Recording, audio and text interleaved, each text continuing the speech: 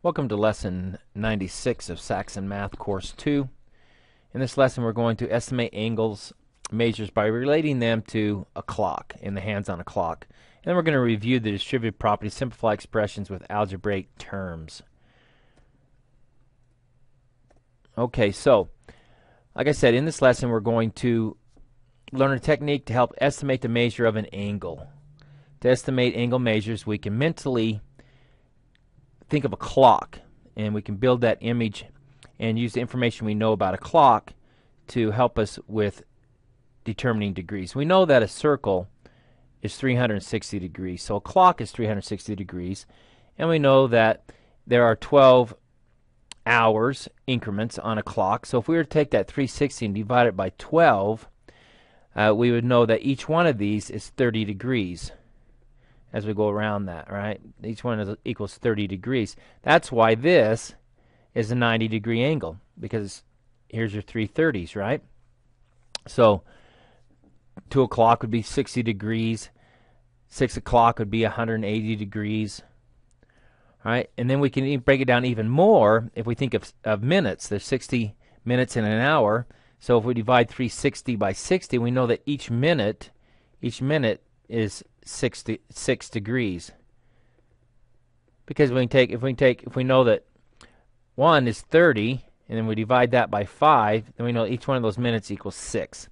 So we can use that information to help us. So if we were 3 minutes right here past that 12, 3 times 6 would be 18. We'd know that that's degrees, about 18 degrees. All right, let's do it once, okay? So estimate what BOC is right here. So we want to estimate what that is right there. All right, the best way to do that is let's just go ahead and just kind of rotate that over a little bit so it's straight up and down at 12. Rotate this one down a little bit, right? So it's going to be about right there. So we know that it's not on the 3. So here's 12 o'clock. We know it's not on the 3, so we know it's not 90 degrees. That's not going to work. And we know that it's approximately past the 10 or past the 2, right? That's going to be 10. So we're going to say that's about 12 minutes into it. And 12 times 6 would be 72 degrees. So we can estimate that this right here is about approximately 72 degrees.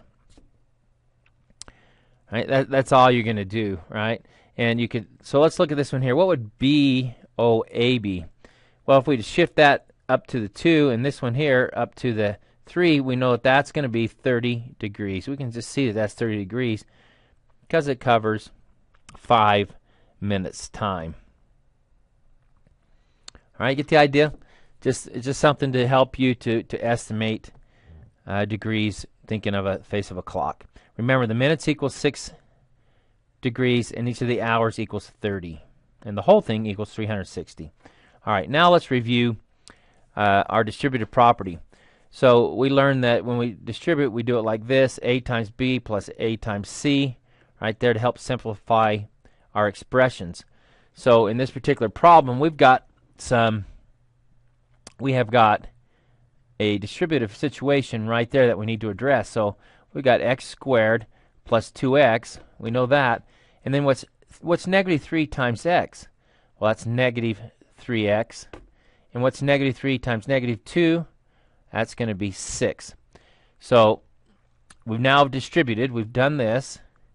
Right? Now we've got to combine some terms. So we've got two terms that are alike there in the 2x minus 3x. So we've got our x squared. What is 2x? If we got 2 apples and we take away 3 apples, what are we left with? We're left with negative 1 apple. So 2x minus 3x is negative x plus our 6. And that would be the answer. This would be the answer to this problem up here. Right there. See it right there? You see it right there? X squared minus x plus x. All right, and this is where we combined our, that's where we combined to get right here. All right, you get the idea? Let's see if you can do one. All right, so do this one on your own. Like I say, this is review. You should know how to do this. Just don't confuse multiplying and adding your exponents. All right, so when you distribute, remember that you're multiplying. So what's negative x times x? It's not negative 2x. It's negative x squared. And what's negative x times negative 2? That's going to be positive, right? Because two negatives make a positive. So positive 2x. And that's going to be your answer right there. Hopefully you got that. You understand that. If you don't, talk to me tomorrow. Let's practice it together. Here's your TIDs. Please do these. Submit them to me tonight. Thank you for watching the video. We'll see you tomorrow.